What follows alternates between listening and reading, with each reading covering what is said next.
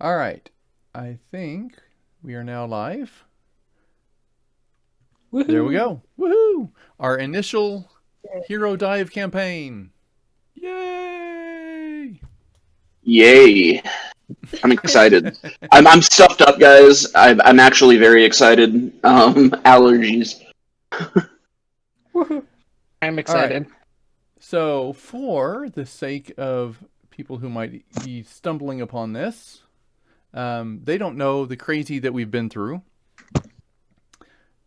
So, as I'll go around the table here, and you can describe your characters to people who might be listening, so they can at least have an idea of what to paint in their head.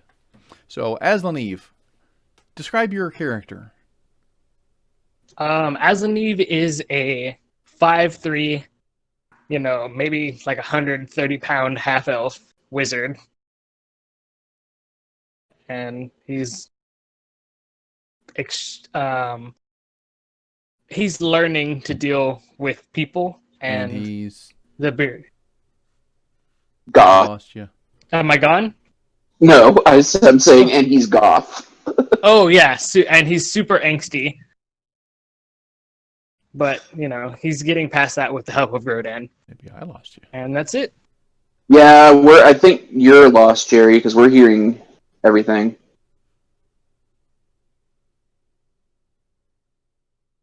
Let me type in general.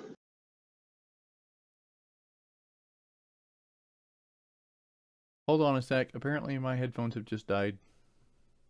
Oh, Audio troubles. okay. And cue audio This trouble. week's episode sponsored by So, audio troubles. Woohoo! for anybody Audio watching troubles this, here. get used.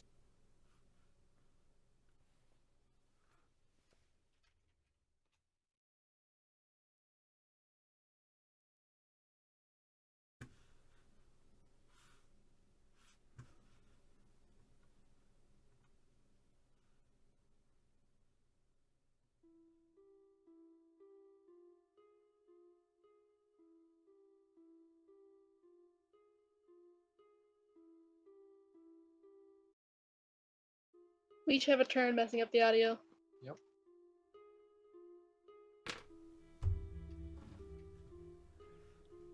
We can hear the music and exasperated sigh. Can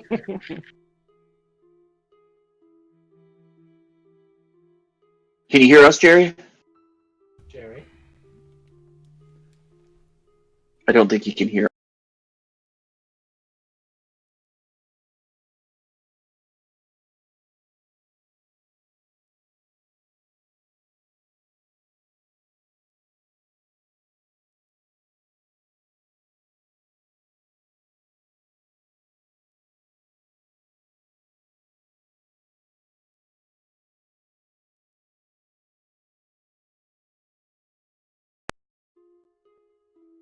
All right, am I back? Anyhow. Yes. Yes. Seriously? Can you hear us? Nope.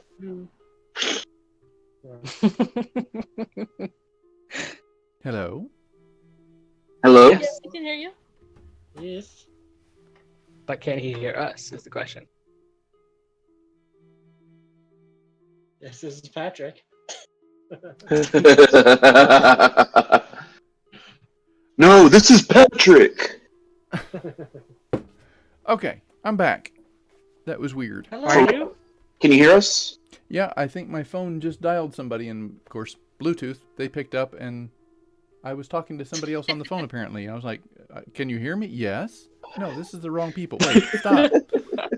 This is Patrick. It really wasn't this is Patrick moment. Oh my god. An interesting day already, I tell you. All right, so, we're back. So, Aslaniv described himself. That I did. Grodan, what do you look like for our... Grodan is, his full name is Grodan Malfour. He is an 8-foot-tall Loxodon, which, for those of you who are new, is basically an elephant person. And he's pretty big even compared to a normal Loxodon. He is wearing armor that looks kind of like ancient Indian, like from India armor. Very stylized and that ancient Hindu style. And he has his left tusk is broken off at the halfway point. He also wields a ridiculously big sword. It is Final Fantasy probably style. probably close to 7 foot long. It's very broad. It's almost all blade, and double bladed. And you can see that it's very battle worn, and you also can see different runes on it.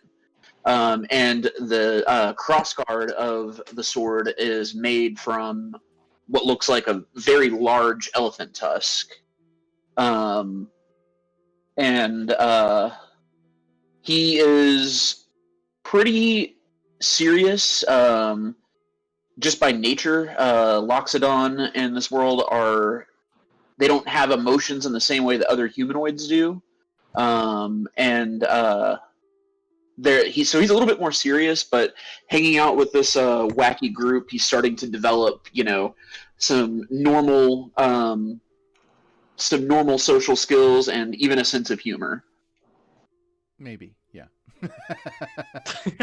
He said some funny things. He said a few. Ruined him. All right. Beskar. My character is a changeling, a male changeling, which means his true form is a very pale, tall, white, white guy with no features on the face and just black eyes with yellow irises and white hair. But he usually has the form of a unassuming 5'8" guy with a black goatee and black hair, with leather armor and a cloak on the hood.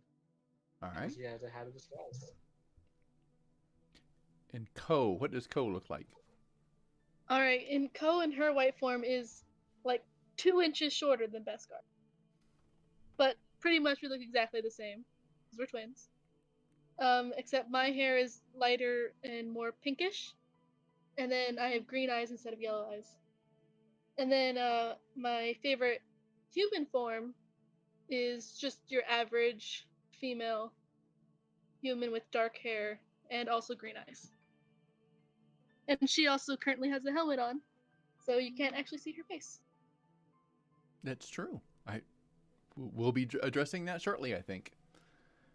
All right, Asher's not with us tonight, so for the sake of this game, he has fallen into a plot hole and did not make it through the teleport for some strange reason. Huh. Teleported 500 yards away. Shredded apart. Yeah. Yeah. He's outside the building. A transporter around. accident. He's, been disassembled and floating through space. All right, the story thus far, for people trying to catch up, I'm going to do this as quickly as I can. Let's see here. Aslaniv, Beskar, and Ko met in a realm known as Galfont. They met on a ship with several other characters. And through a bit of bad luck at 3 scheming wizards, Aslaniv discovered that he had stolen a box or something that belonged to a creature named Lothar.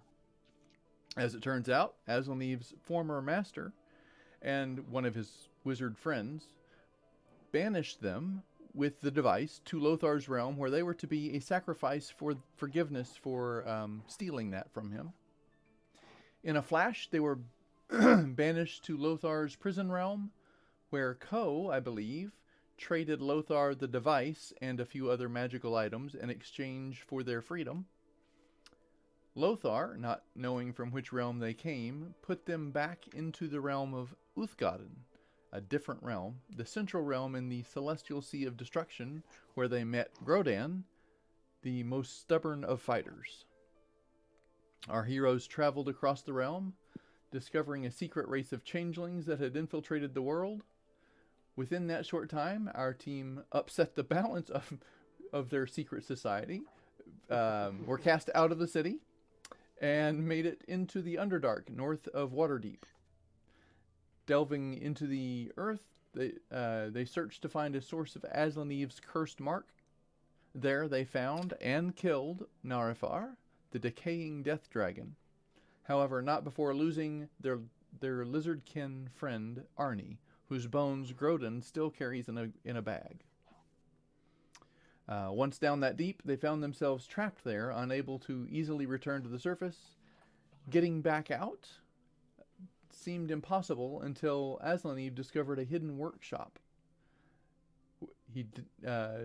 As they were searching, he found a scroll titled Wound the Realm, and while there, searching around, Beskar found that he had some cleric-like abilities, and Ko found a wonderful new helmet that talked to her when she put it on, and convinced her that it could protect her far more efficiently than her regular armor would.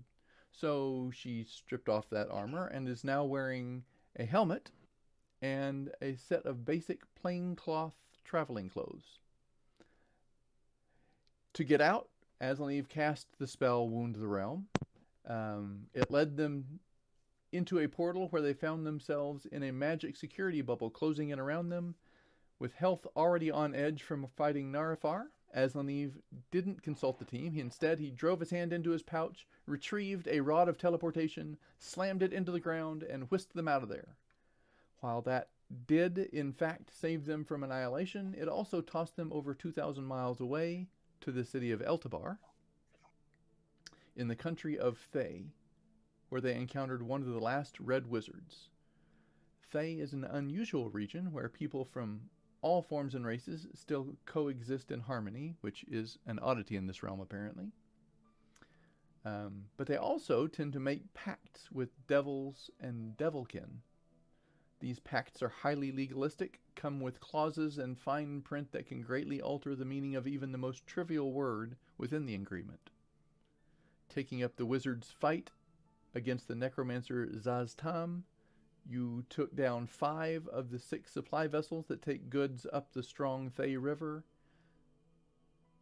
and got the attention of Zaztam.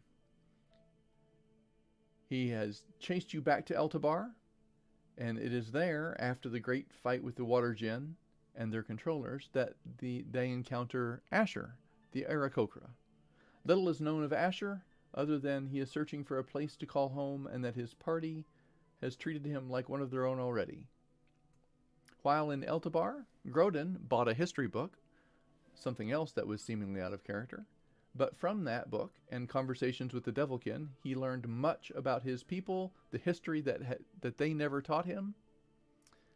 The twins, Beskar and Co., found that their estranged parents had left them a letter, but left it in Waterdeep.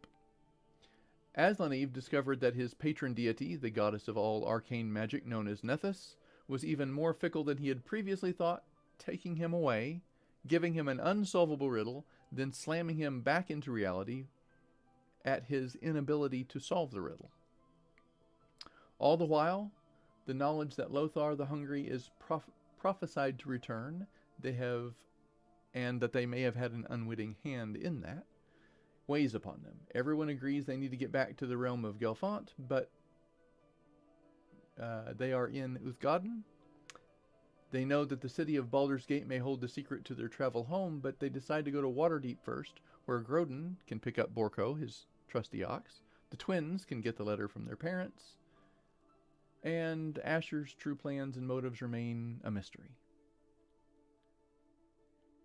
They know they have until sundown to use the teleportation circle, and with that time rapidly approaching, they can't figure out how to activate it because the Red Wizard has gone on the lam to get away from Zaztam. So Aslaniv trades 10 years of his dreams to the Devilkin in a pact in exchange for a wish token.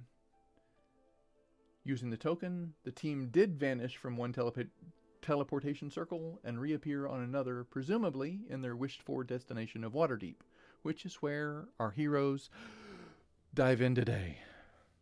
That's where we're at. God, we've been in one clusterfuck to another. Pretty much. All right. So you slammed you pressed the wish button. You said, "Take me back to Waterdeep." And instantly the arcane circle flared up in a brilliant white light, and when the white light died away, you found yourself in another room. This one looks a little bit familiar. Let's see, Aslaniv, I guess it would be. Roll me a perception check. Can do. I'm going to go to dice rolls.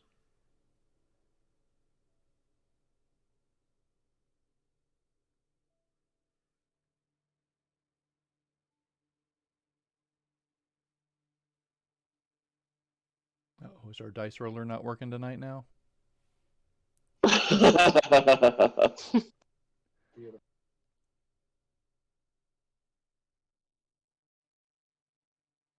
It Nope. says it's online. Nope. Everybody's going to roll d20. Great. Now I'm not going to know. You know, it's the 1 plus 5. I mean, Really? I can. If you trust me, I can roll it on D&D, and I'll just tell you. No one Sure. trusts you.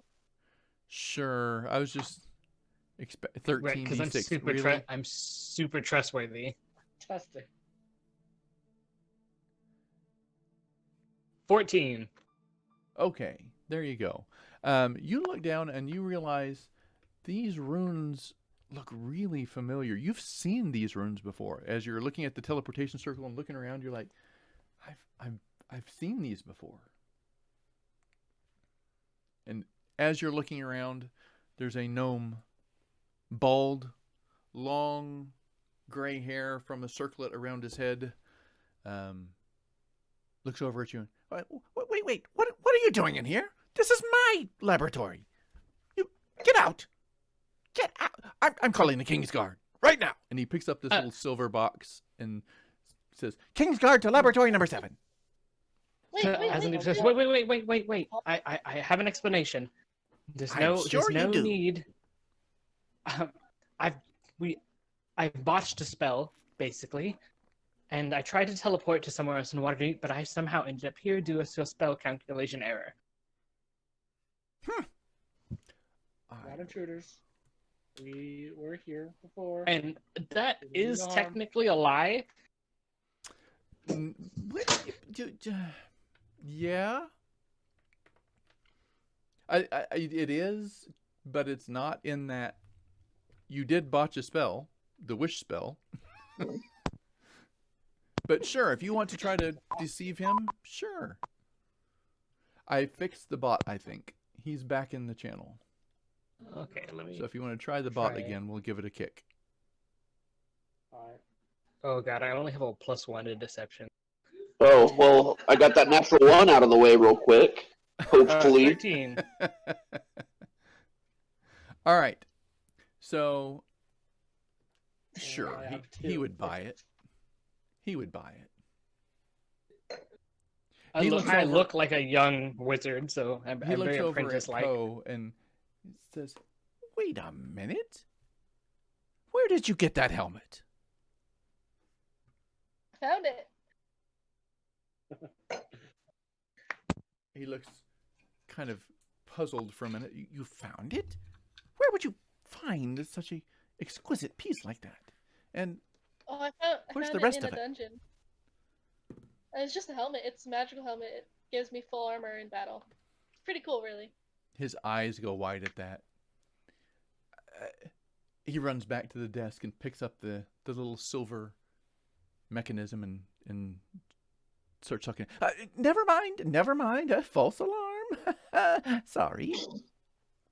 Can I ask you where we are? Oh, you are in my laboratory. The one in, the Wizard Tower, Waterdeep. Where were you trying to go? Waterdeep. We were trying to get to Waterdeep.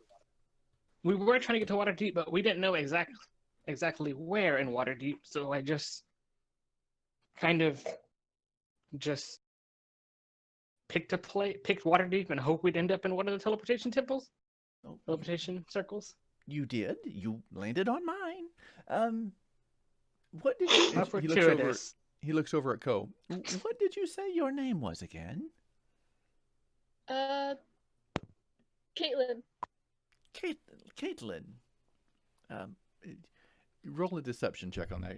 We'll see how much your voice stutters when you say that. You're a changeling. You probably have advantage on that. Just because you're a changeling. You lie about your name all the time. Alright, let me just check my character sheet. I think it's like a +5. I'm just gonna roll that.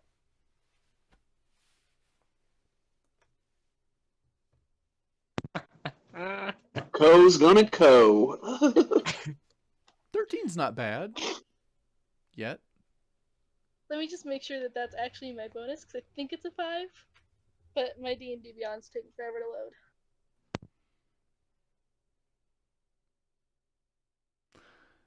Technical difficulties. Gotta love them. I do like how we met another wizard, and instead of being like completely honest about who we are, we're just like, you know what? When we've been honest, it's never worked for us, so we're just gonna lie.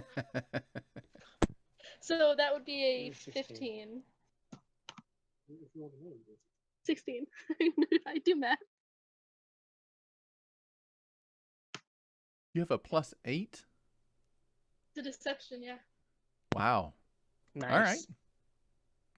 So yeah, he's Caitlin. Well, it's good to meet you, but would you mind handing me your helmet? You know, I would, but I've just gotten really attached to it. I bet you have. And he just grins. Alright, I cast Detect Thoughts. Aslaniv says, he's like, well, what exactly does the helmet do? I haven't worn it myself, so I don't know. As you're casting the spell, Beskar, you hear Aslaniv ask that, and you're like, nope, hold on. And you pause a minute. And it is apparently the final resting place of a very mischievous little spirit. Oh. I almost fell for how? that, and someone was kind enough to take me to the temple to have that removed, which is why I left it in my chambers, far, far away. Which tells So me wait a minute. you've been to my chambers. We have That we have. We found this in a cave with a bag of loot in a camp. Ugh. Someone else looted your stuff, and we killed them and looted them. Oh, so you are murderers then? No, they killed us. We're adventurers They tried to kill that help people, Hmm. and we defeat the bad guys. us. We were in assumption that this was the bad guys. Does this belong to a bad guy? We were in the process of killing a lich. A lich? Where? He does seem very confused by that. Where was this lich, apparently? It was in the Underdark.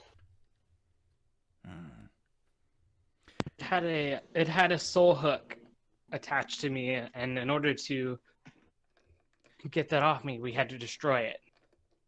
I doubt there was very little we could do to convince a Draco Lich to not, attach a soul hook to me. So, Well, I was unaware of such a thing there. I did find myself in a little, in that space, unable to get out myself. I had to do a lot of study and arcane work.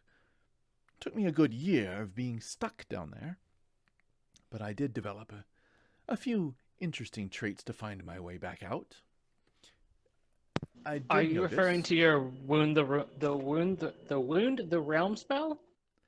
Yes, I am actually. So you are the one who took that information. I went down there a few days ago, and it had been looted, apparently. I now know who my looters are. I used it to get out. Again.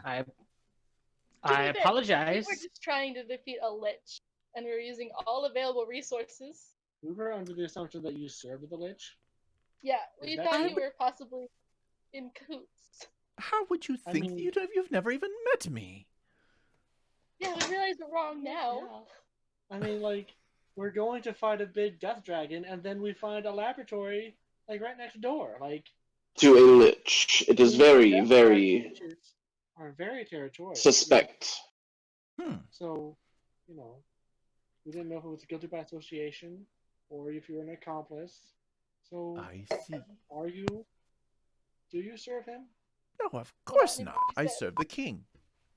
Yeah. It would be Well- very damaging, I'm sure, for your reputation if that coincidence were to Yes, it would. arise. Yes, it would. So, I would suggest that I'm you on inside check. you want to do a what? Inside check on if he served Narfar. Okay. Dice rolls. Dum dum Got dum. a 12. So insightful. Yes, you aren't really. It's kind of. He's hard to read. Okay. Oh, let me put that back. Sorry. So, with that in mind, would we be able to depart your laboratory here? Yes, by all means. And he steps forward and waddles across the room and opens the door for you, like, you may leave now. Go on. Thank you. What are you standing there for? Let's go, let's go, let's go. Hurry it up. Grodin's walking out. Right as I'm about to leave, I ask him, out of curiosity, how did you get rid of the helmet and not put it on? I had some friends. They took me down to the temple and they removed the curse that was on me. Apparently, it had me well entranced. Which temple is that? Aren't you?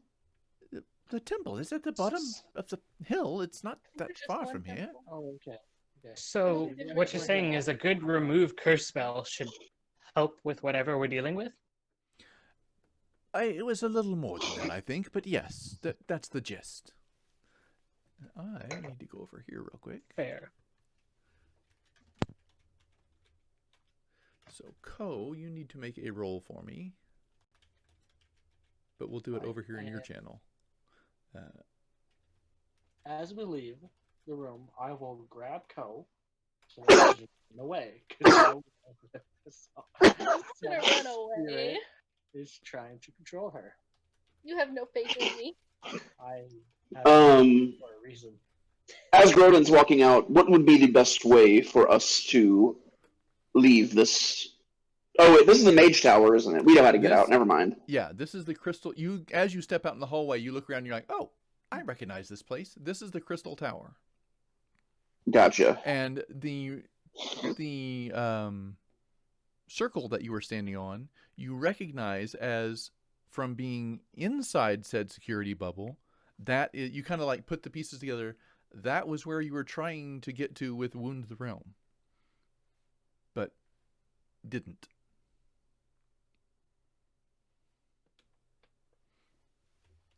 Does that make sense? Well, shit. It does.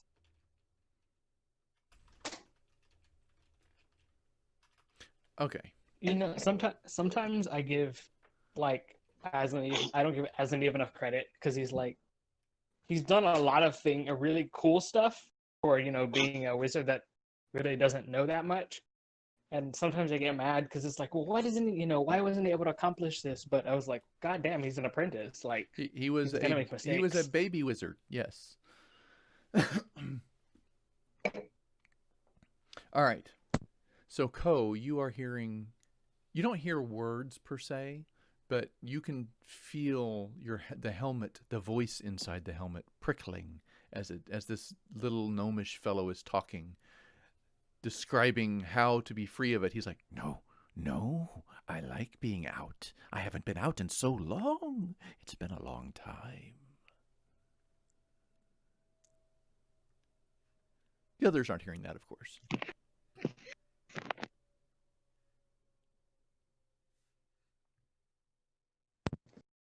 Well, I guess we should get going. We apologies for should. the I need to see to my ox. yes.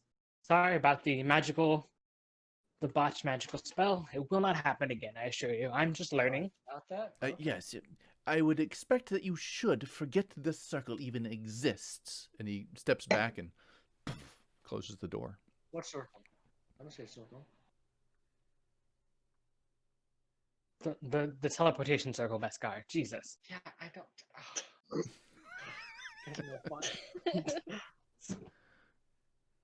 All right, so you guys are in the hallway. You know your way out, and no one is, as you're walking down the hall, people kind of smile and nod, and they give Grodin a few strange stares. Haven't seen one of his kind in a while, and other than that, though, it seems you are able to find your way out if you would like, or you can roam elsewhere. Grodin's making a beeline to the exit to get back to his ox. All going out to the exit. Oh, and as I said, Grodin, a quick word. Yes. You think we are probably gonna get what? Just DM. What time is it? It would be. Oh no, you were halfway around the world. You left there at 5 p.m. So this is like, just after sunrise. Okay, so it's super Bright and early in the morning. Okay. Now, should we go ahead and get started to Baldur's Gate, or should we wait? It's up to you. I mean, we just, we slept and all that good stuff, so. I would very much like to get my ox, and we can depart directly. Well, All right, I'm all for it. We also have a letter at the inn. Also, That is where Borko is. Also, I Ko, will, I do have. And say. We can't hear you, Beskar. What? You're muffled. You're very soft. I will send a message to Grodin saying, "So Ko is being possessed by a helmet. I wanted to get that checked out at the temple." You may go. I am going to my ox. I have been apart for a longer period than I would like.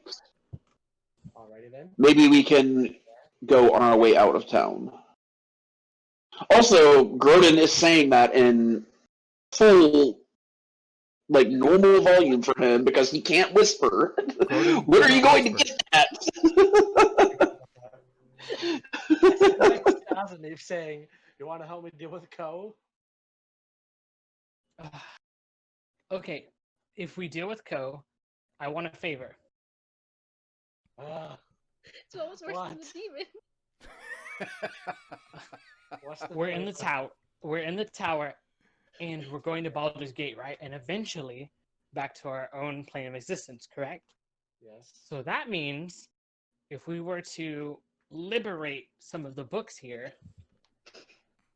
that we wouldn't get in trouble for it because it'd be another plane of existence. You know they are chained to the shelf, correct? That is true. Okay, I just clear it because I know we talked about that before, but they're chained to the shelf. If you can do it discreetly and not get us caught, then... Well, Ko would be able to do that, correct? How about this? What if... Is Grodin hearing this? I thought you left. What if... Yeah. Okay, yeah, Grodin started walking. Man, y'all get caught, y'all are screwed. What if we go liberate Dashlitha, and you can kill whoever we kill? That seems like really off our track. We're trying to get to Baldur's Gate. That's a whole another journey in itself. That's like a week the wrong direction. You can. Not to mention, we're not welcome there anymore. Also true. Well, if we're there to be crusaders, then it will not matter for what. Okay, so just gonna throw this out there. Two of the biggest guns in the party were taken out by basically individuals there. I don't think a couple of levels are going to make us that much more powerful there.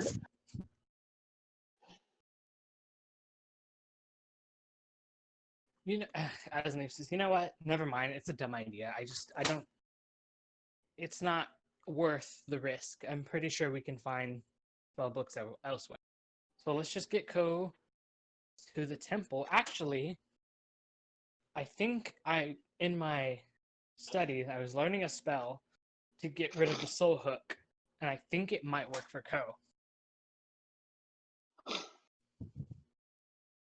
And he approaches Ko and mumbles a couple of arcane words and casts Remove Curse. All right.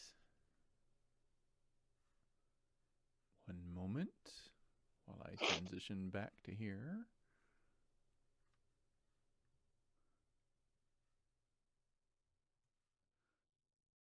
All right, Ko. So that would be one for you to do.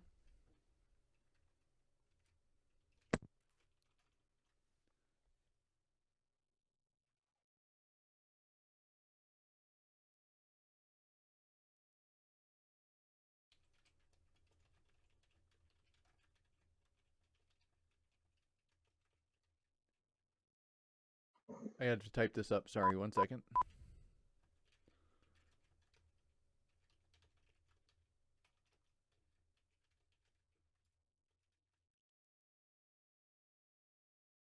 There. Okay. You cast the spell and you see her eyes like glow red, and for a moment you can actually you guys externally actually hear, "Not right now. No, no. This is mine." But it doesn't seem she seems no different when you're finished.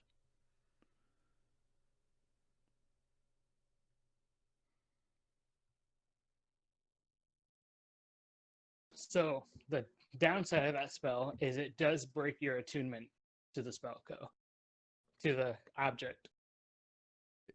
If it had taken effect.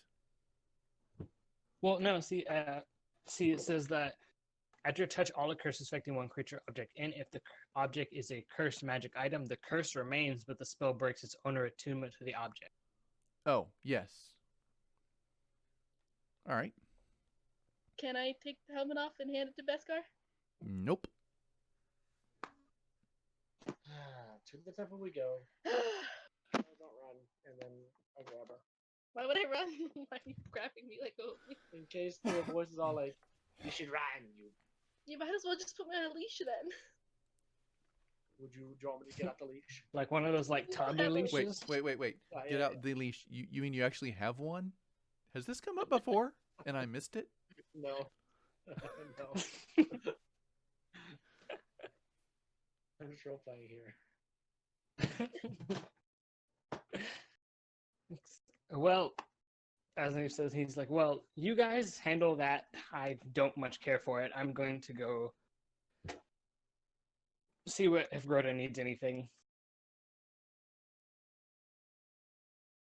All right, so you're going to And go with he Groden? heads off in the direction. Yes. All right. So Aslaniv and you run downstairs.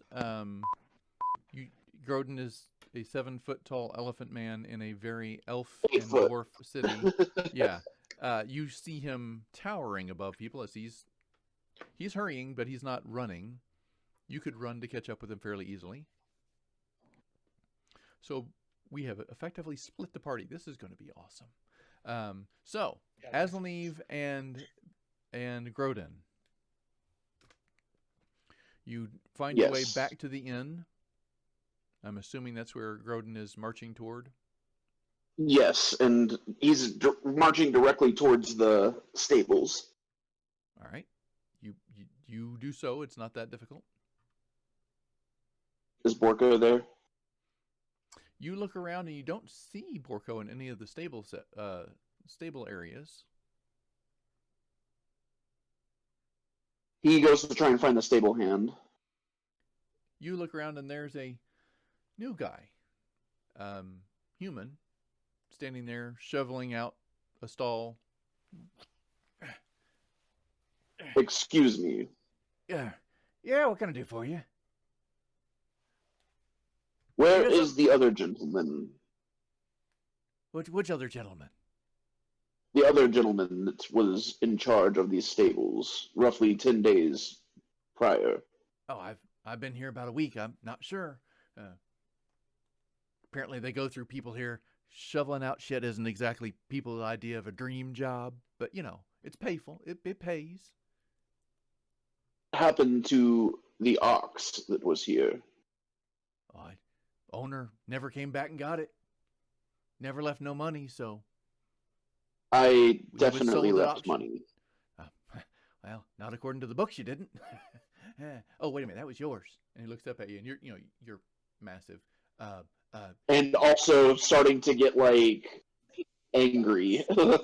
You should probably talk to the innkeeper. He's kind of pays my rent a little bit and stuff. So maybe you should talk with maybe talk with him a little bit. Grodin goes in and Grodin goes he turns directly around and goes in and slams the door open, almost knocking it off of its hinges. Maybe even knocking it off of its hinges. I don't know. I can roll a strength check if you want.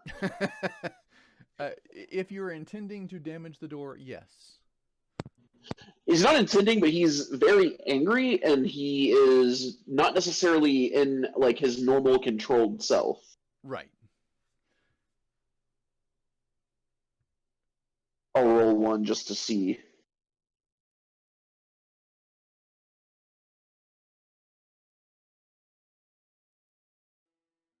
So no, he's normal slam, slightly stronger than normal slam, I would think. Human-ish. You go up and you go to hit it, and you're like, nope. Keep calm. So you push it open, and you see the barkeep inside, scrubbing things down. Hey there. What is the meaning of this? It's been a while since you've been here. I left ample coin. You know exactly what I am speaking of. With whom? You didn't leave it with me. I paid you and the stable hand. You may have. Well, I haven't seen him in quite a while. About the time you guys left, he just up and vanished. Yet you sold my ox after I paid you and the stable hand. You paid me for 2 days. After 3 days, I had to make room for other paying peoples. So, yes, your ox was put on auction. He was sold, and I got my fair share. Grodin clenches his fist and slams it down as hard as he can onto the counter. He jumps back. What's wrong with you? Do I need to call the King's Guard? Aslaniv says, Grodin, calm down. I'm sure we can talk about this. This greedy, lying swine has sold my dear friend. Well, we'll go and find him. Where did you auction him off to, and who won? It was the auctioneer, Draven Coinwallow. He's in the North District. He does all my auctions. He's a good fella. He would know where things went. I just turn things over to him when stuff like this happens. Next time, you gotta be more careful with it.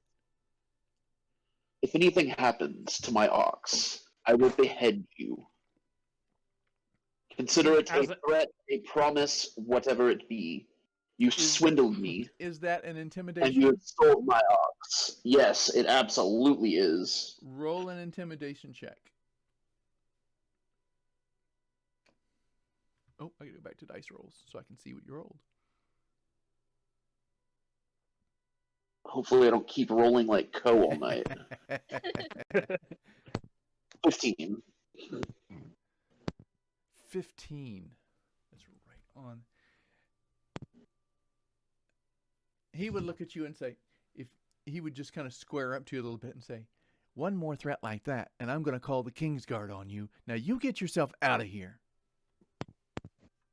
Aslaniv steps in between him and the clerk. It's there's no need for that. Thank you for the information, and we'll be out of your hair as soon as possible. Groden, let's go. Let's go deal with this Draven coin swallow guy. Coinwallow. His name And is get- Coinwallow. That guy. Silent You know what I swine. mean? North District. North District. Thank you. Let's go, Grodan. Before we cause any more trouble.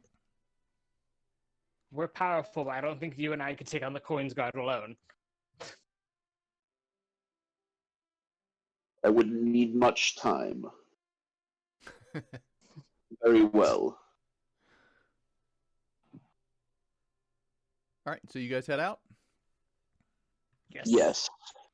You are out in. Is the there a streets. sign hanging outside of it? A sign hanging outside the inn?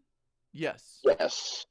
And I can't remember the name of the How particular inn. close is it to Groden's head? It's probably you'd have to like duck a little to go under it because you are 7+ foot tall. So He's gonna rip it off as he's walking by. all right, give me a strength check. This is the nicer inn, so it's securely mounted. Oh. Looks like Dicebot decided not to work again. It's still nope, it's gone. It fell out of the channel. Of course it did. Nobody told it to do that.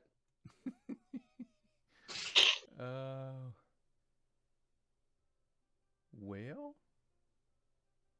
that happens every now and then. Go ahead and roll it here. I will roll it. It is +4, +3. Yes. Oh, +4. There we go.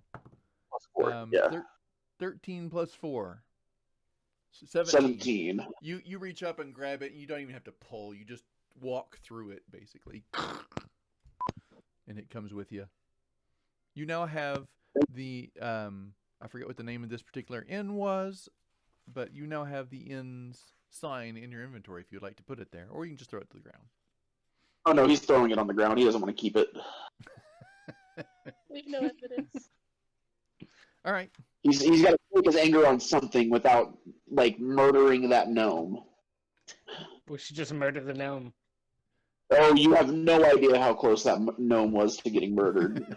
I'm all for murdering gnomes. You All right, know, so- I'd think about this. Like, maybe Aslaniv is not the best person to leave with Grodan. You're not the best person to leave with anyone. So here's the thing: when the most level-headed person in the group gets angry, like, you know, this is not a good idea. This isn't a good thing. But Groden would be seething because he knows he paid them. You paid the stable hand. You did not pay the innkeeper, and you paid him an Yeah. exorbitant amount of money. He paid the Grodan learned about innkeeper human more than- greed. He paid the innkeeper more than enough, and he also paid the stable hand. You paid for 3 days. That's true. We paid for 3 days. No, We were on longer than we that. paid for. No, I don't think 3 days. I feel like Groden paid for longer, That's just what to I be wrote down. safe. But You paid for 3 days. all right, I'll trust you then. But he still wants to murder that gnome. Acceptable. Not wrong. All right, so you are now out and about in the town. We're gonna Yes, pause we're there heading for a towards the moment. north end. You're headed north. While you're headed north, we catch up with Beskar and Co. What are you two doing? I am dragging Ko to the temple to get this helmet off of her and to. So you have her get the helmet off. firmly grasped by the hand and just dragging her along, huh? Yeah, I'm walking with you. I trust nothing. I'm not resisting. Well, you weren't resisting. And then you hear, I wasn't. didn't you hear, I can't go back. I can't go back there. No, I must be free. I must be free. And he uses one of his 3 times a day that says, run, you must run. I need a wisdom saving throw, please. I can look it up again. You're kind of roboting a little bit. I don't know if that's just me. Am No, I also roboting? hear you roboting. Yes. Yeah, like where your voice gets choppy and kind of modulates. Oh, sorry. So she's rolling privately, by the way. She's got a different channel going on. You failed that one because it was a 13. So you must do what he says, and what he said was run. All right, I'm gonna run towards the temple. That's He true. didn't He say didn't which say where. direction. He did not say where. He I'm just running said towards run. the temple. That is, and you must obey his command to the letter, which you did. So that is. And he's like, wait, no, stop. Is he commanding me to stop? That's a really good question. Is he going to use the second one? He's going to command you. He's figured it out. Wait, shit, no. He's going to say, I'm running after her, by the way, at this point. you must leave the city. Because he does have a word. He does have a word limit count. So he's limiting what he can say. You must leave the city now.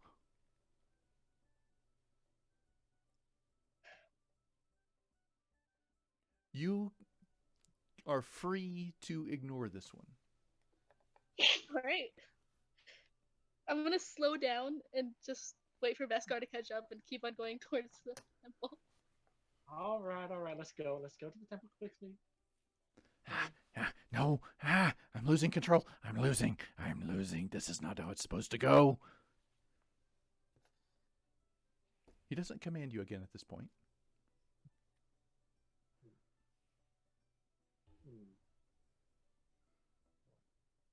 So you do march along.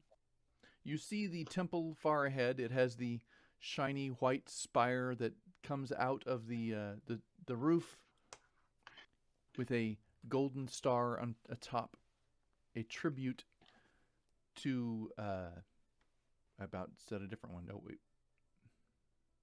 The goddess of sunlight. I'm trying to remember which one that was. Sarenrae. Sarenrae, thank you. About said Siaska. I'm like, no, wait a minute. That's a different D&D game. That's like a made up one. High rollers. Anyway,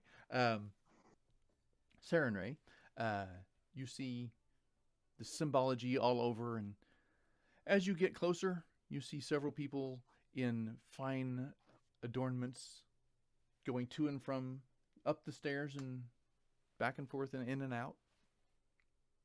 Lots of traffic, foot traffic around here. No one seems to pay you much mind. They just smile and nod. Hello. Keep going about their day.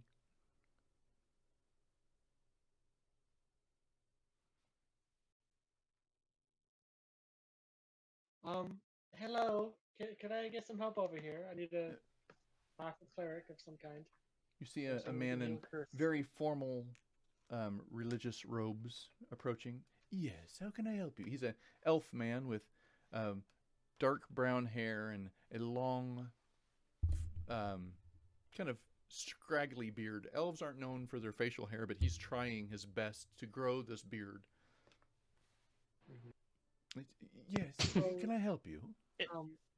Is it the same person that Aslaniv and Co originally first met? Nope. Okay, never If mind. it is, I don't remember his name, so no. That's fine. So, my sister is wearing a helmet that has a spear. Oh, yes, inside I of it. see. It's a very fine-looking helmet, too. Yeah, I'm sure it is. I need you or someone to remove the helmet and the curse and it to stop possessing my sister. Oh, well, that is... Surely we could do that. Step inside, please. He steps back and kind of ushers you in. Go give me all your weapons. I don't trust you. That is... All right, that I'm is handing in my a... weapon.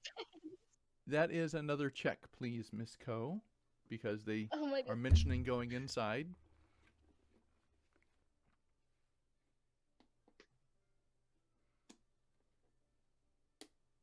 We're not going to the temple. We're going to the park. Not going to the vet.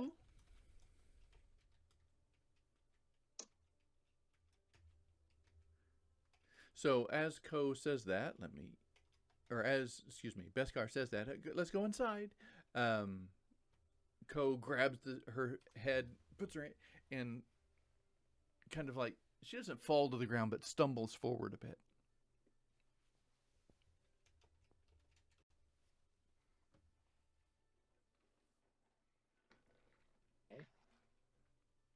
But you are free to Alright, do what we you should slow choose down. to do, Ko. All right, I'm going inside. All right, you step forward. Yeah.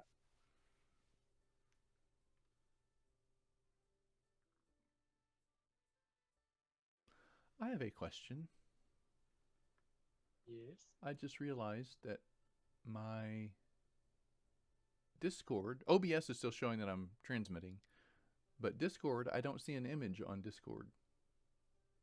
Yeah, I don't see your face on Discord, but on Twitch. Yeah, I'm I watching don't it see on the Twitch. image on Discord. I'm watching it on Twitch, and we can see. I can Okay, see your face. that is Honestly, crazy. of all the issues, your face not showing in Discord is the least of them. Right. I'm good with that. All right. That's just strange. So we bring Ko into the room. So you bring Ko in.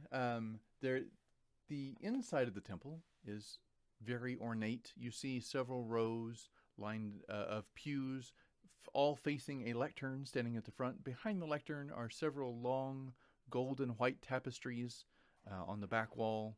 And he leads you around the side to a small, like, waiting area and says, "Please have a seat. I will go get one of the elders."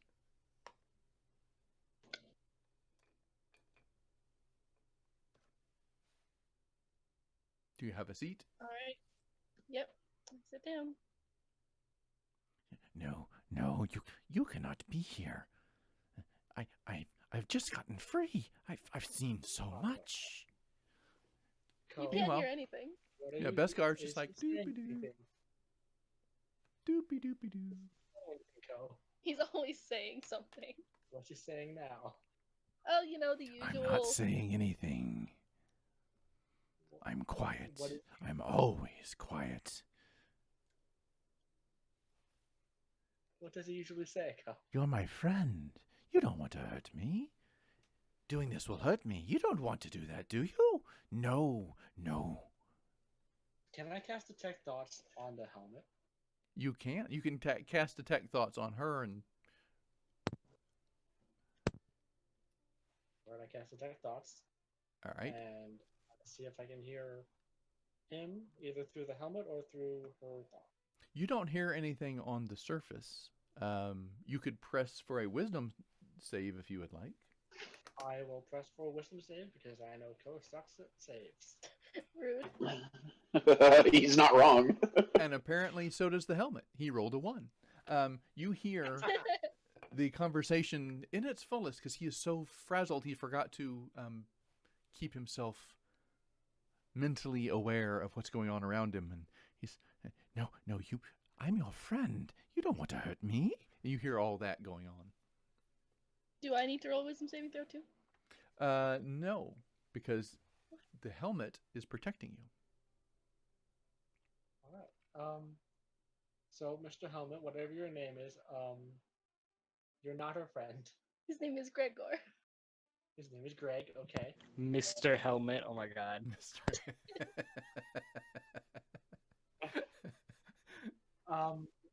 Like he's our friend or something.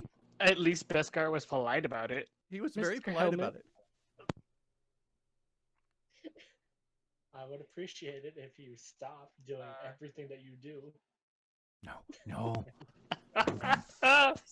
I'm going to be free. At this point, he uses You'll be his third free to command, what's up. Oh, that's great. Oh, boy. a wisdom saving throw. You gave. What did you give to your brother? All of my weapons. What did you give to your brother? I gave him my giant red sword, my All right. bow and arrow, I think I have like 5 daggers. No, I have 3 daggers and 2 short swords. So basically, you're standing outside, and before you go in, we'll have to retcon this a little bit. He's like, "Give me your weapons," and she draws this big old glowing red beast of a sword out of her bag somehow. You know, like Deadpool style, right? Where he just reaches back and grabs something, and like something 8 times larger comes out, and she hands that to him, and then the sword, and then the dagger, oh, and the other dagger, oh, and the bow and arrow. and it becomes this almost comical event as she's just one thing after another de-arming herself. And that includes my my magical dagger. All right, so you have 0 weapons on you. Yes. All right. So as he has one last attempt to be free, he says, Grab Razur and stab him. Then run away. Seems over the word limit now, don't you? But I heard that, so I Yeah, if Beskar has "Run Razor, away." Nope, that's it. 7. well, I didn't know. Nope, 8. Then run. You wouldn't have gotten the word away. So alright. I heard him, so I will. you did, because you are still detecting. And he Now- failed. I gave Razor to Beskar. Yes. So what is that? So he's where did telling you, Beskar put it? I will grab Resort because I heard what he said, and I will go. No, let's not do that. Now stay there. you will have be waiting. you must obey, so you are compelled Okay, to do so- so. So you reach over and grab Am I rolling Razor, under even though he's got to strength? hold it. So we're going to do a opposed strength check. Should So I roll this in the... in the main roll channel, yes, we'll go back to there. Switch. Ko, give me a strength roll, and Beskar, give me a strength roll. And we're going to see who comes out on top with My the strength dagger. is a +0. So it's mine. You just gotta be a... She rolled horribly, and you still lost. She reaches over and just whoosh, takes it away before you even get a good grip on it. You now have Razur. Alright, what did he say? Stab him. Stab him and run. Alright, I'm rolling for attack.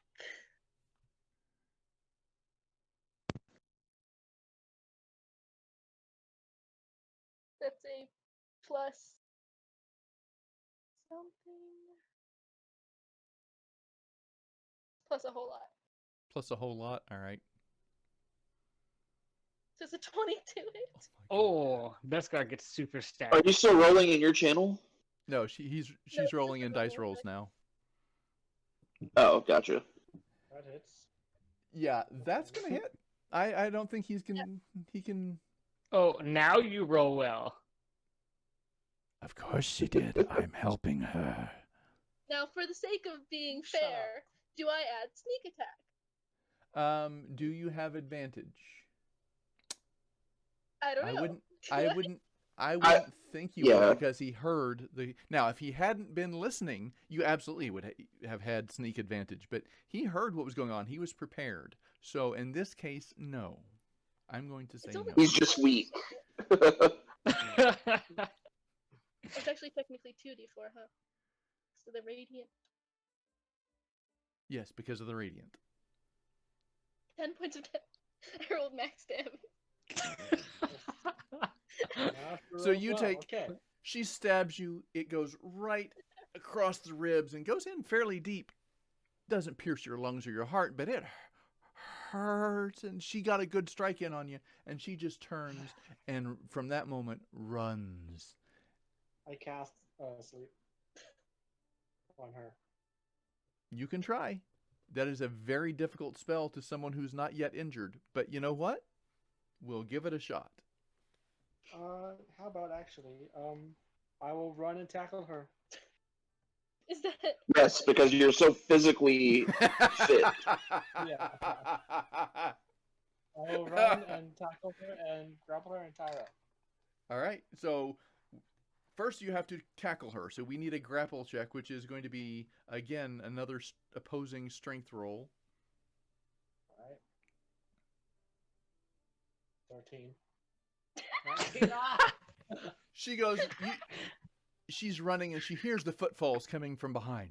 And she just throws her elbow back and it catches you right in the forehead and it just throws you off.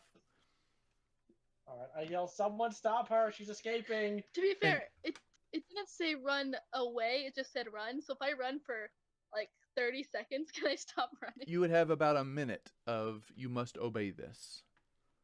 Alright, I'll run for a minute. So as you're pushing your way through and all that, you're like, you want to stay, but the helmet is compelling you to go.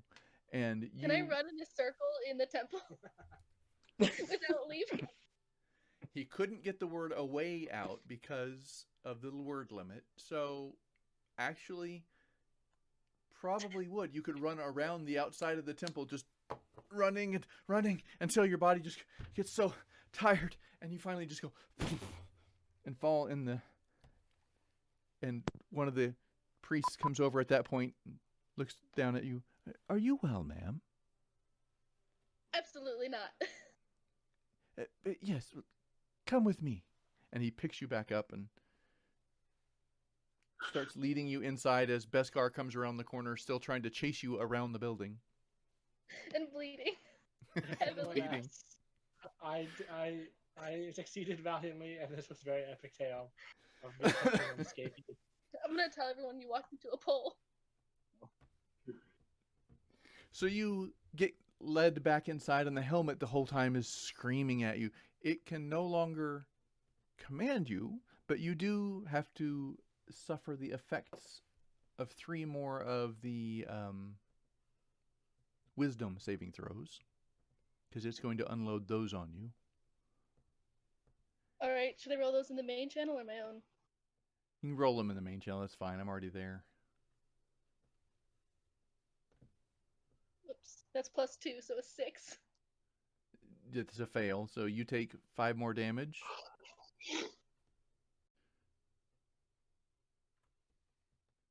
Oh, that's a 16. pass. So it takes 5 damage.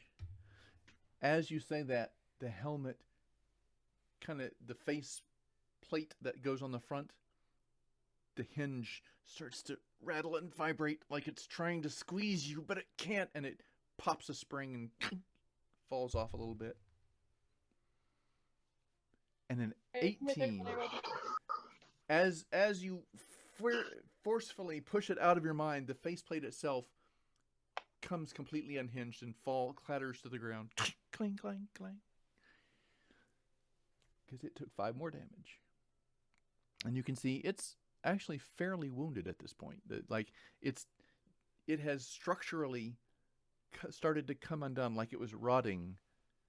Like the magic that was there was keeping it from rotting from before. Now, with him pulling away from the helmet itself is naturally starting to succumb to thousands of years of existence.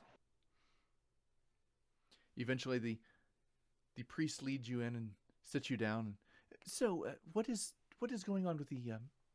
Can we just remove this? And he reaches forward and starts to pull on the helmet, and of course, it's not letting go of you.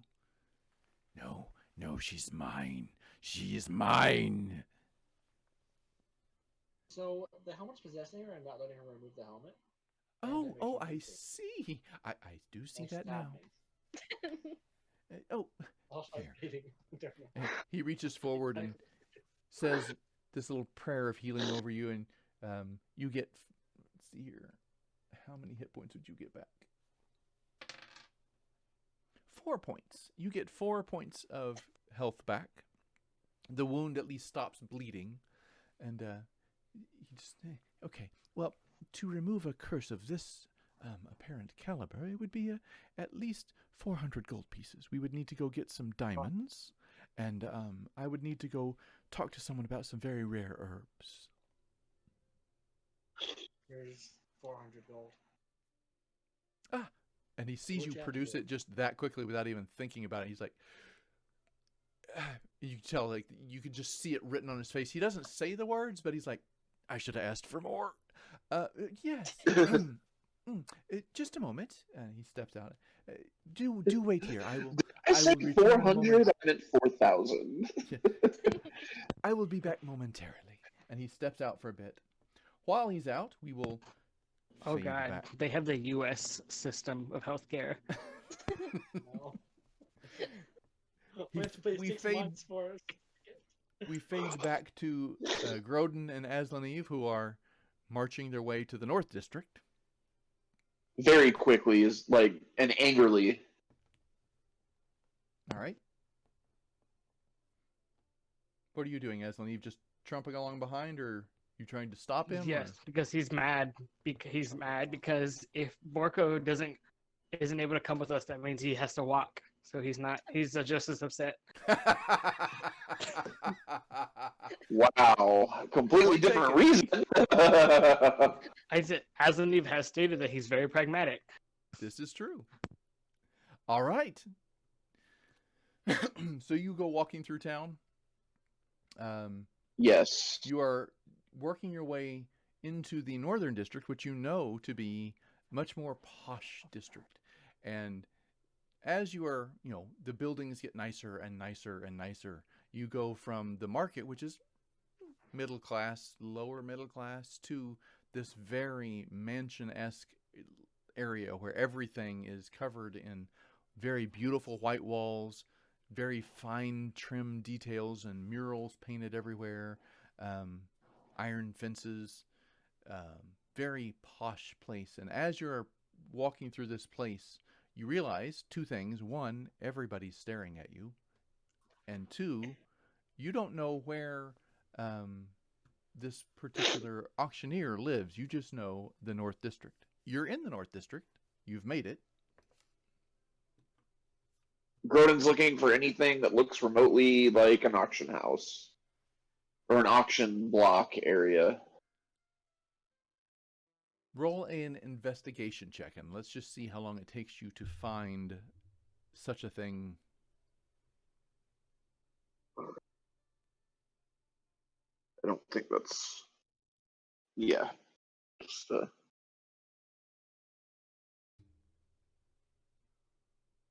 Ooh, 19. 19. It doesn't take you long at all. You'll get looking around, and you're stomping around, and this little elf woman looks up at you. Excuse me, are you lost? You can tell that was not I a am compliment. not. I am not. I am looking for the auction house. Oh yes. Well, Mr. Coinswallow's, Mr. Coinwallow's auction house is about 4 blocks that way. Hang a right. You can't miss it. Thank you.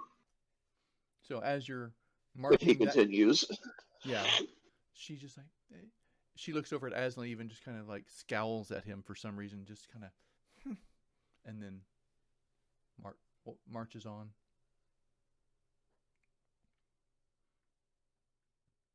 So you head that direction. Just going to continue to that auction house.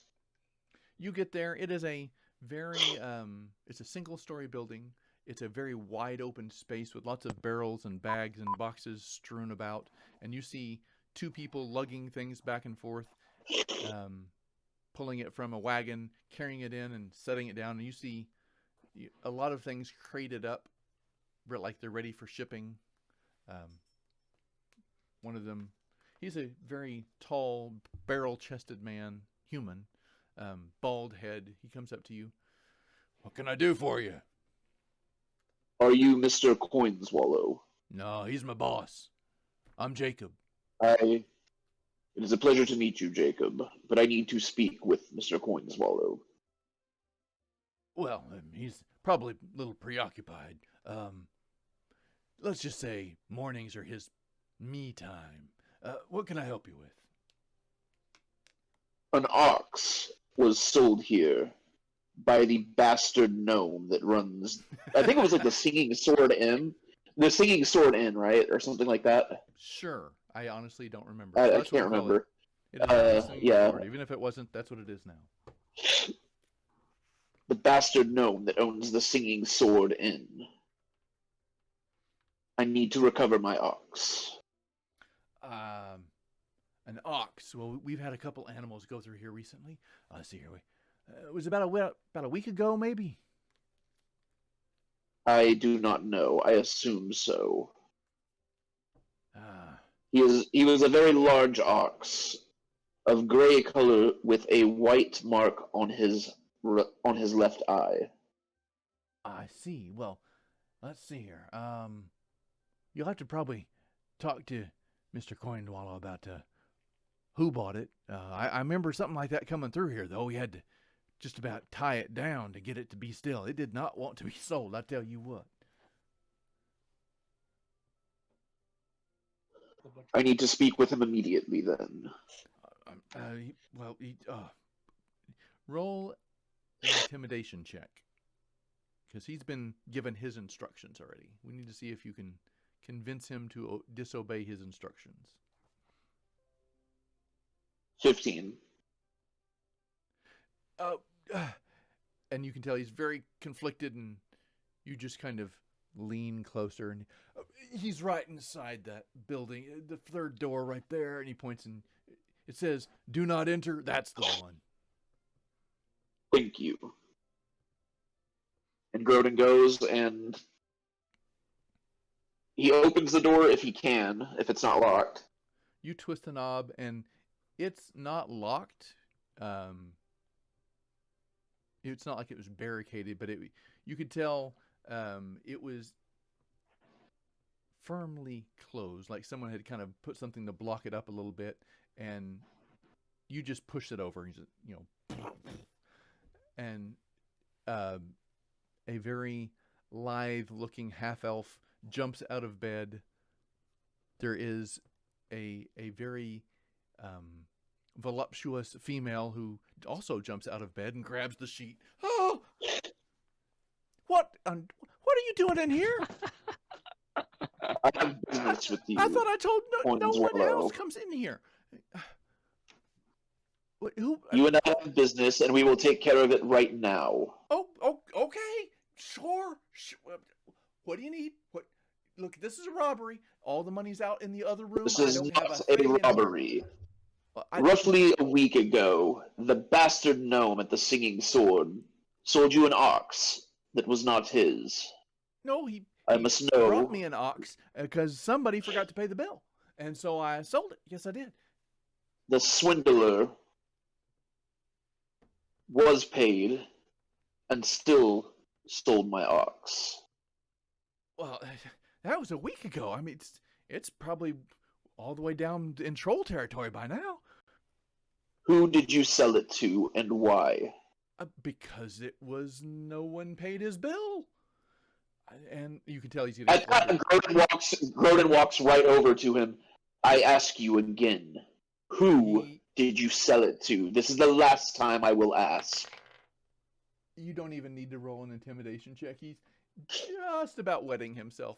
Okay, well, if you'll give me a moment, I will I will go get my my journal and my notes, and I will be able to answer that much more clearly. I will be accompanying you along the way. Absolutely. Meredith, show yourself out, please. And he gets up and proceeds to the other room.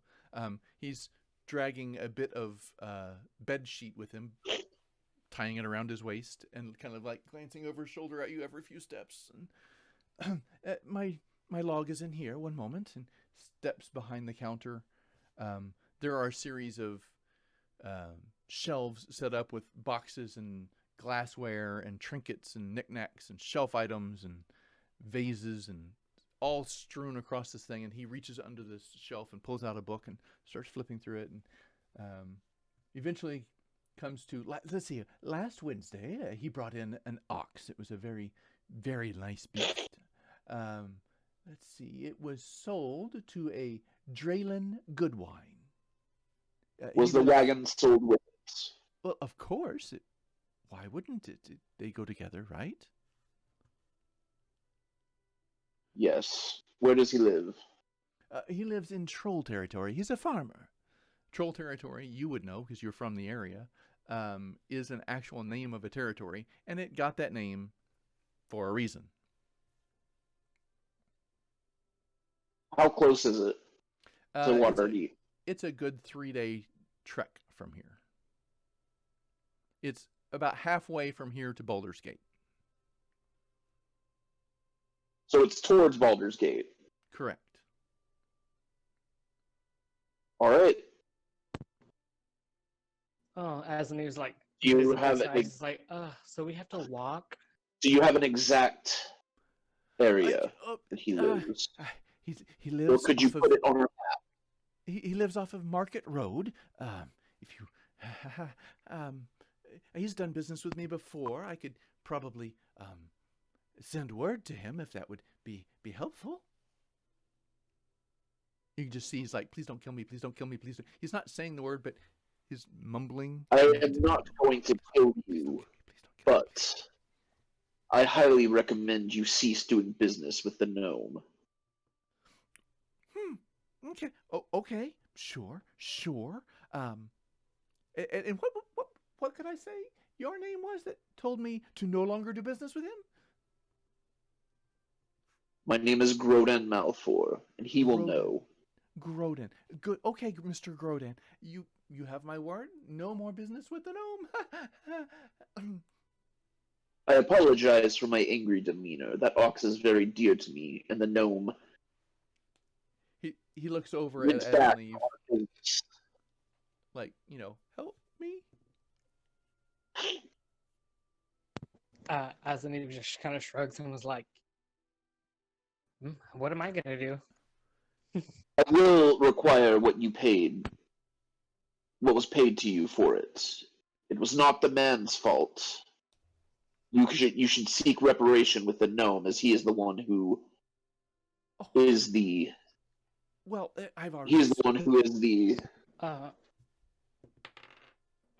Aslaniv kind of puts his hand up and he's like, actually, I don't think it was the gnome who knew. I believe it was the stable, whoever you left Borko with, that swindled you. Humans are known for that kind of thing. The gnome told me to pay the stable hand. Yes, but if the stable hand lied and said you didn't pay, then the gnome just did what I he do thought not care. was the next. But it's not the gnome's fault. The gnome and I What I'm had saying is an arrangement. I'm not He saying did your not- anger is unjustified. I'm saying you're misdirecting your anger. I have a question. Is Aslaniv actually the voice of reason in this exact situation? Because this is really Oh, not Aslaniv. 100%. This is That, not. that seems This is, totally. this is also not Grodan, but this is that's basically his first friend when he came here. All right. It's not Borko's not just an ox. That's basically his first friend. I just find it odd that Aslaniv is actually the voice of reason right now. But okay. Grodan very almost killed that gnome. All right. So he digs under the counter. If yes, well, if you must, and he pulls out this little chest and sets it up, kind of opens it. I only asked So you what can't was see given what's to you inside before and that. starts digging through it and eventually puts down. There's oh jeez. He says there's the 20 gold, 20 gold that you should receive. Thank you. Take it. This will be going Go, please. directly to him. Seek reparations with the gnome. And Grodan leaves. And as he's walking out, he looks back to Aslaniv and says, "We must find the twins." Aslaniv says, I agree. And he quickly turns to the other half elf and he bows, thank you for your understanding. Oh, yes. Understanding. Yes, that's what it is. And then since Grodan's gone, Aslaniv uncharacteristically slides 20 gold towards that half elf. That actually okay. Because he knows it's not. It's like logically speaking, like it's not the guy's fault. It's the Right. human that swindled him. But Grodan's kind of upset, so he's not getting that. But it's not that guy's fault. You see him. He pulls out this little silver medallion as you slide the gold across, and he puts the medallion back and scoops up the gold. Thank you. Puts it in the box. I'm sorry. And he apologizes to the half elf, and he says, "I apologize. that ox meant a lot to Groden. He's not thinking quite clearly. He's very normally level-headed, Apparently, and I hope this you will should get your take Dimworker care of under any. control. He's not safe that way. Yes, that is in the works, I assure you. Yes, you. Very uncouth. Have a good day, sir. He's like, thank you, and then Aslaniv follows behind Was Grodan. Groden close enough to hear him say dim worker? Oh, not at all. No, he was waiting for everything to be clear because he wasn't about to call you out in while you got like this massive ass sword, a fully armed Loxodon.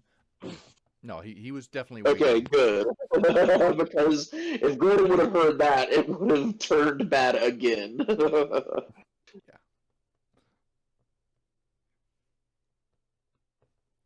All right, so you guys head out back to Beskar and Co. The priest comes in. This one, a very gray-haired elf. The hair is all slicked back, and he's standing very regally. He comes in and says, "So, what can I assist you with today? I hear we have a small issue with a bit of a cursed item." This helmet that cannot be removed from my sister, and it can tell me to do things like stab me, which I'm still bleeding. He looks over at the wound. Oh my. Well, and this is your sister, you say? Yes. No, this is the wound. That's my sister. That. Oh, you are a funny one. I see. I'm sorry. I'm an elf. I don't do humor. So. I use it to cope. Shut up. So what can you do? I believe that there was a $400 gold piece fee which you have already paid. Is that true? Yes, I did. Okay, well then I can get started, I believe. He pulls out this pouch and sets out several gems. And as he begins casting this ritual, the gems vaporize into dust, not by force, but just like they disassemble and become smoke. The smoke rises and swirls around the helmet, and Co, you hear, "No, not again!" And then it goes first silent for the first time in over a week. Oh, that's great.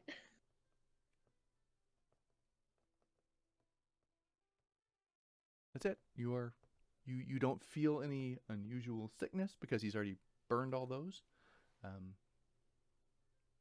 You are suddenly your mind, your thoughts seem to be your own again. All right, can I take the helmet off? You reach up and the helmet pops right off. All right, cool. Good. Is there a volcano nearby to throw this into? Yeah. No, I, if you don't mind, I would like to keep that and study it, if that is okay. Oh yeah, that's 400 fine. gold.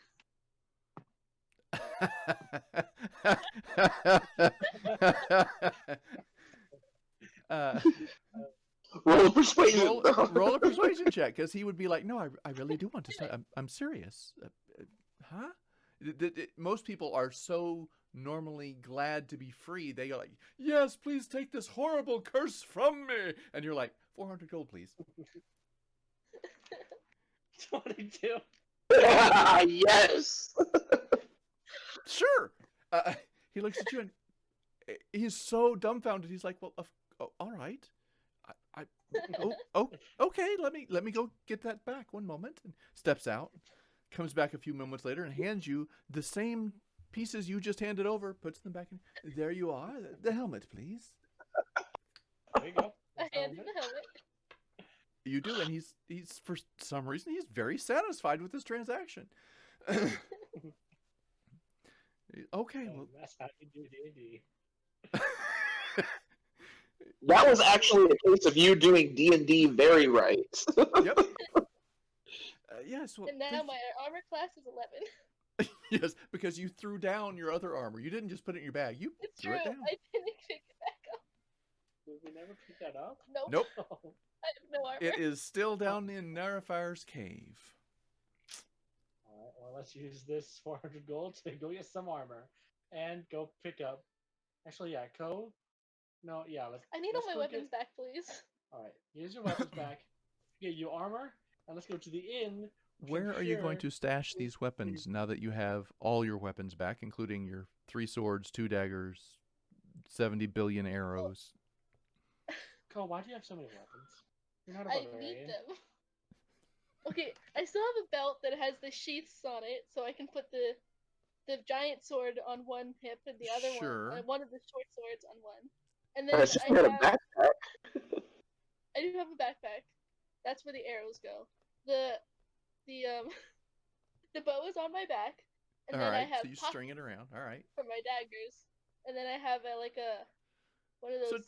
it ankle takes you a good straps thing minute for when minute I- or so to put everything back and get the ankle strap and get the thing in the back and put this over About as long as here. it took for to. Yeah, it's almost as comical watching her try to put all this stuff back on without, armor slots to put them into. But sure, she's able to rearm herself, and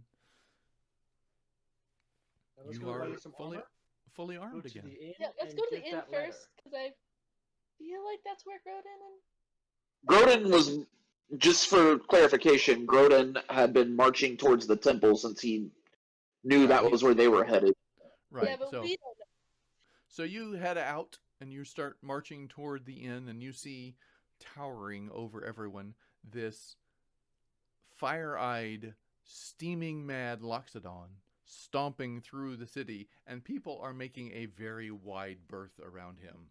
Like, people in Waterdeep have never really respected Grodan in the slightest, and to see him pissed off now, they are taking an even wider stance around him. Let's just say that some of their worst fears might be coming true today. Grodan, you okay there, buddy? We must leave now. Why? I completely agree. I mean, I want to get out here too, but I have some more errands to run. I have to go to That the- is not acceptable. Torka was told. Can we at least pick up our mail? Please, it's been waiting. My parents will tell me what's in the letter. We are heading out of town towards Waterdeep. You can go collect it. I will be waiting outside of the gate. You are in Waterdeep.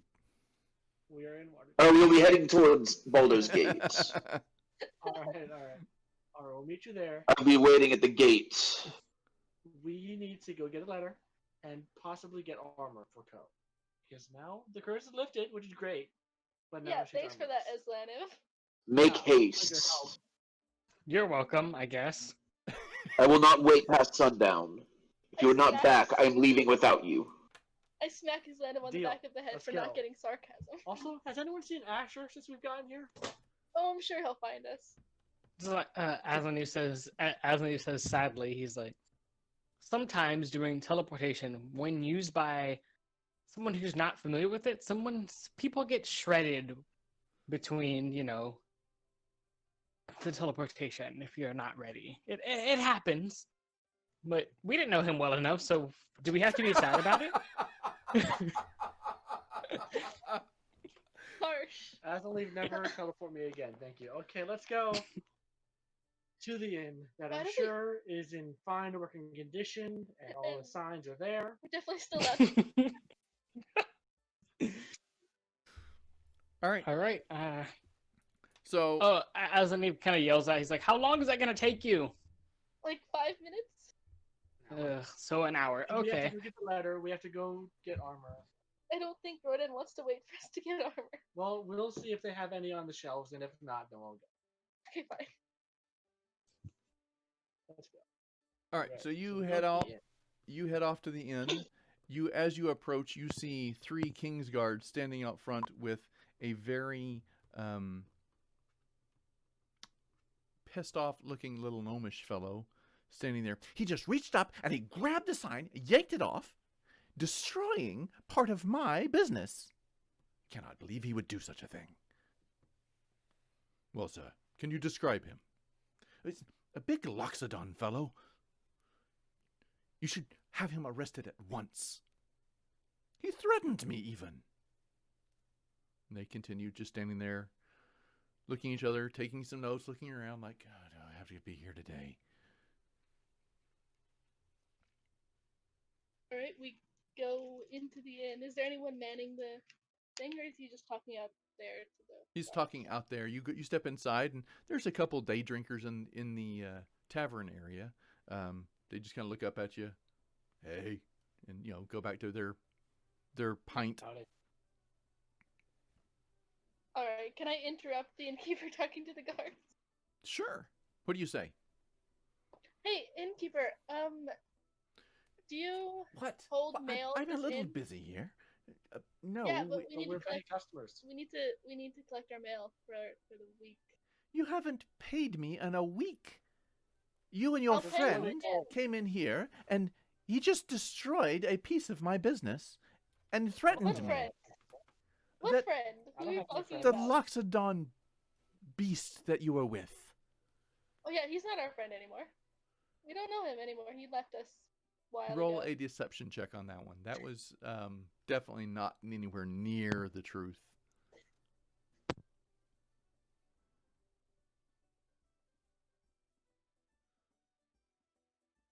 27. Nice. Oh my goodness. He looks over at you. I am so glad. Some people need to put those dim workers in their places. You'd probably want to speak with. There's a blue-haired elf in the market district. I believe he has been collecting the mail and delivering it. You don't even collect the It's mail already here? been delivered though. Were you That's- here? Yeah. Here, No. Well, give you then. 20 gold to just get me my letter. You'll give me 20 gold for me to walk 30 feet to the market, and sure. Yeah, no, sure. Get the mail for us. No, I'm gonna pay 20 gold to go away. Do you hand him the gold or No, not? I say No. we pay him 10 gold to get the mail, and 10 more if he brings it back to us, and it's the right mail. No, we can't trust this guy, I say out loud. Let's go get our own mail because this city sucks. All right, we go try and find a blue-haired elf lady person. Wait, what's her name again? Did he say? Did not say. You interrupted him before he could finish, so you don't know. You know a blue-haired elf. All right. What is the elf's name? I'm sorry, who? I give And he you- turns I and walks back to the bar 24. like, screw you too, I cast detect thoughts. What's the elf's name? Cannot believe the likes of those letting their dim worker come into the place and destroy everything. It's gonna take me 3 weeks. and he's just ranting I could in do a his lot brain. more damage than Groden did to Not that inn. worth it. Not You worth it. could. Do you want to? I have a torch. Buildings are very flammable. This is true. Do you want to? No, I haven't even planned, but no, we shouldn't do that. Let's go. We'll just do it later, on the way out. The thought crossed my mind. Do a Fantastical Force and have Grodan just yelling at him, but that would cave Grodan more. All right, let's go to get this up. Searching for blue-haired elf lady. Hopefully, there's not that many blue-haired elf people. You wander your way into the market, because he did say the market, and you've been there multiple times. As you're wandering through, there are stalls set up on either side, people selling everything from fine silks to pieces of jewelry. At one jeweler's booth, you do see this very tall elf male with pale blue hair. And he just smiles at you and, hello. Hello, are you the postman? Would you like the postman? No, I'm The a mail jeweler. carrier. Do you know where the person who collects the mail is? I do occasionally collect pieces that get left behind, especially if they appear to have monetary worth. Yeah, well, we are one of those people who got sidetracked and kidnapped, and we would like our mail, please. So, Oh dear. Um, Well, yeah, what is your name? Beskar. Cohen Beskar. Cohen Beskar. Do you That's a have fun. any letters That for is an the unusual mail? name. Let me see. And he begins rummaging through this little box he has beside his little vendor's table. And while he's there, he's moving these bracelets around, and they rattle and jingle. And he finally picks up this other box, and you see a series of mailed package, not letters per se, but mailed boxes of various shapes and sizes, like trinket box kind of size. And he eventually pulls up this one and looks at it and says, Beskar, Beskar. Is that you? Yes, that's me. Oh, well, here you go. And he Thank you. hands you this little box, and inside you find, two triangular shaped coins. Let me just give you a copy of this in your channel. Copy to Beskar's channel so he can see what I'm talking about. Upload that. And inside the box, you also find this little folded letter. And I'm trying to get a copy of that to paste to you as well. Copy. Paste. And this one. Second page. Copy. Paste. All right. So you have a letter and 2 coins. They're triangular in shape with a hole drilled right in the middle. When you look at it and you look at the back, one of them, you can see it's got a picture of an iron anvil and a hammer, something that looks like maybe a symbol of some nation or other. But etched on top of that are these 2 very archaic looking runes, like someone has carved it with ferocity into the metal. Interesting. Well, that's curious. All right. Do you know of anywhere where I can buy armor readily made? Oh, you are in the market. I believe Draylin has some very nice pieces. What kind of armor? Are you looking for leather? You look more the leather type than the metal type. Yeah, leather armor would be great. Oh, this is for you. Of course it is. He has armor on. You don't. I should have noticed. I noticed more about jewelry instead. Would you like to buy a necklace? They are very reasonably No, priced. I really just need armor. I already have a necklace. It's very nice. Oh, yes, I see. Oh, that is very nice. Draylin would have something for you, I'm sure. All right. Point us in the direction of Draylin, and we'll get going. The smith, just right up there. You see the smoke coming out of the little shack over there. That would be him. I see a lot of smoke. Is it the same one that Beskar bought his shield from? No. Yep. What? No? Is it not? No, that was one. He was one of the ones in like the artisan district or something Yeah, he like was that. in the artisan district. This is just the random. The everyman shop. You can go back to we the should've artisan gone district. before. You know where it is. You've been there. All right. We'll go to Draylin, the blacksmith. All right. You go up to this hut and you hear clang, clang, clang. Eventually you hear clink. Oh, sir, stop! I can't believe. And you assume it to be swearing in some foreign language or other, and he drops whatever tool he was holding and comes dancing out, holding his hand. Oh, hello. Hi. Do you have any armor that's already made and on the shelves and ready to be sold? Oh, arm? Yeah, I got all kinds. Sure. What size you looking for? Um, My size, just like Actual. Oh, human. human size. Human size. All right. She's looking for actual size. We're looking for leathers or maybe plate. You don't look like the plate type. I don't see any No, I need light armor. light armor. Well, I got some studded leathers back here that might suit you well. They're very finely made. I am one of the best.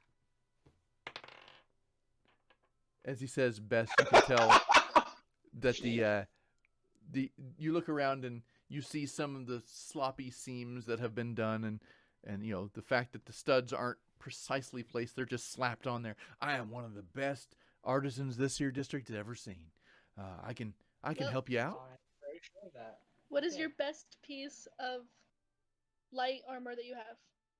Well, we could probably work with. Let me go get something. Hold on a second. He steps back and he comes back out a few minutes later with this black leather that have these silver studs on the outside that look like a. When he turns it around, you can see it's got like behind the studs and behind the leather. There's what if is in effect chainmail on the inside. So it's more than just it's reinforced leather. Ooh. It's like, And you made this this? I I asked did. skeptically. I did. This is one of my finer pieces. This will protect you from a lot of various swords and knives, keeping the blades out. Arrows are not quite as. I would keep away from arrows if I were you. They're not as. It's not nearly as effective. But it would suffice in a hand-to-hand, close quarters kind of thing. All right. How much is it?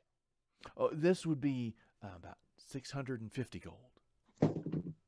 600. Does it look 650 gold to me? Like, do I Roll. think it's worth that much? Roll. See, appraisal is an intelligence check. You don't have appraisal as a skill, so we're just going to say a rough, just an intelligence check. You don't get to add a proficiency to it. Oh, I got to be on the right channel to see it. I can't 18. see. 18. No, you look at it, you're like, yeah, this one actually is a little nicer made than the one hanging on the wall there. It looks in decent condition. You I kind think of it's worth it. tentatively All right. touch it with your finger and listen for any voices in your head, and you don't hear anything. It doesn't seem to All right, be I give like him. he's cursed it or something.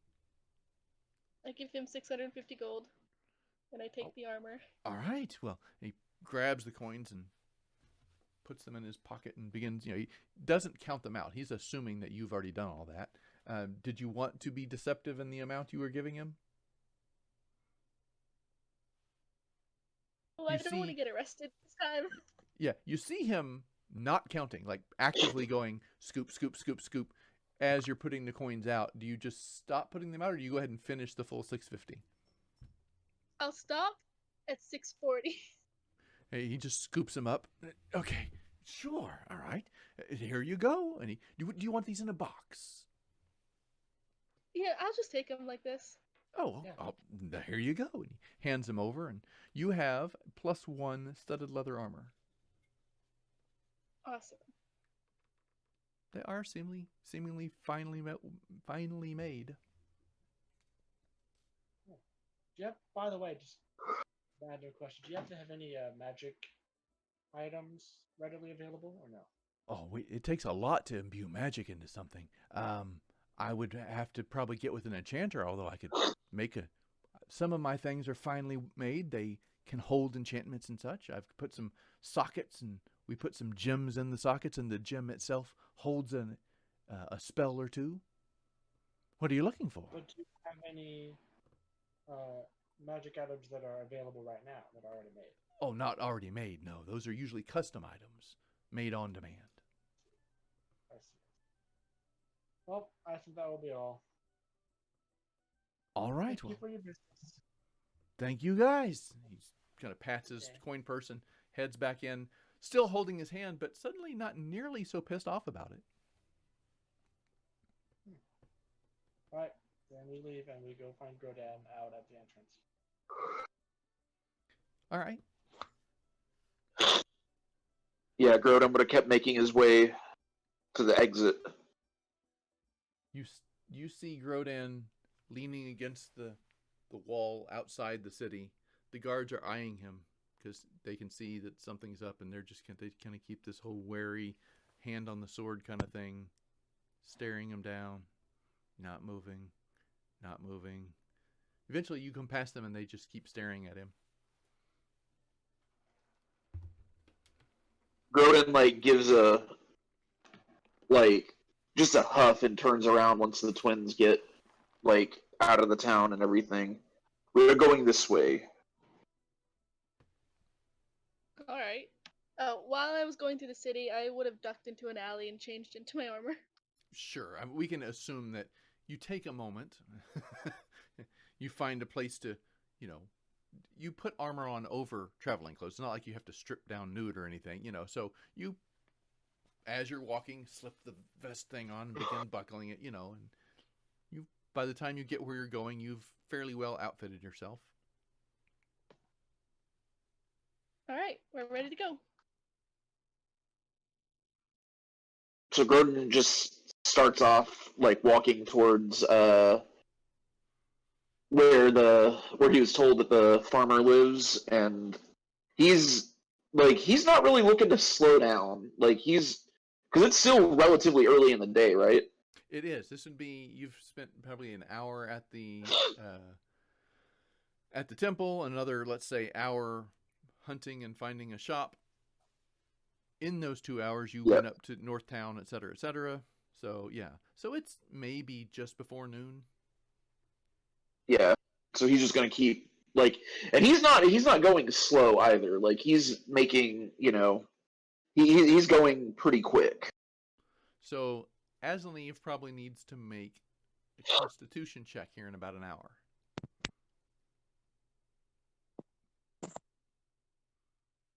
You said constitution check? In about an hour. An hour of walking. Hey, DM. Yes? The letter, is it supposed to be 2 pages? Yes? Could you send me the same... Oh, did I send you the same one twice? Yeah. I'm a genius. Copy. Beskar's channel. Hey, look at that. That's the same one. Edit. No. I was serious about that. All right, we'll do it this way. Delete.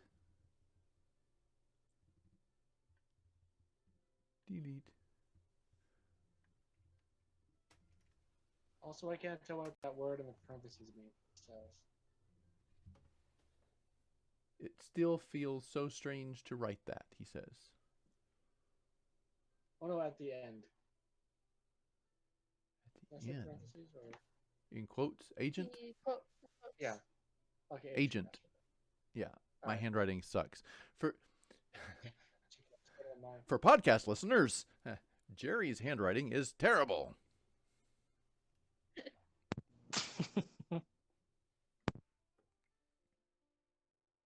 I don't know many authors that have really good handwriting. All right. So you have the letter. You are on your way to get the ox that has been sold. Let's see what other tidbits here we've uncovered. There we go.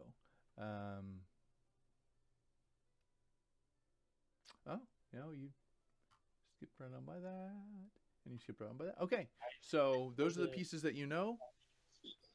And I think at this point, I need a bathroom break. So I'm going to step out for just a bit. And all right, be back here in a minute. Break time. Break time.